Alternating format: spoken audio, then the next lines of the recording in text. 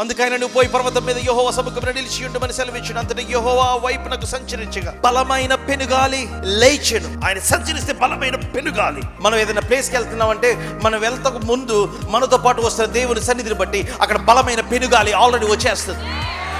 There is a manifestation of the wild power and the presence of God. అందుకనే I learned the art of thanking God in any given situation that I am in. నేను ఏ పరిస్థితిలో ఉన్న దేవుని స్తుతించడం అలవర్చుకున్నాను నేను. If I am stuck in a traffic, I thank God. If I am stuck in a queue, I thank God. నా జీవితంలో ఏదైనా late అవుతుందంటే I thank God. ఎందుకంటే అదృశ్యుడైన దేవుడికి అదృశ్యమైనవి కొన్ని తెలుసు.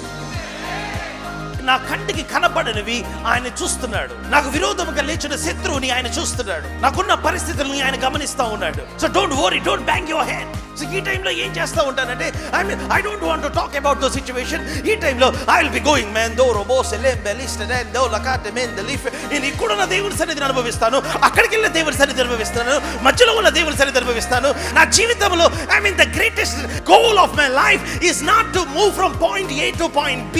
The greatest goal of my life is to have the presence of God while I move from point A to point B.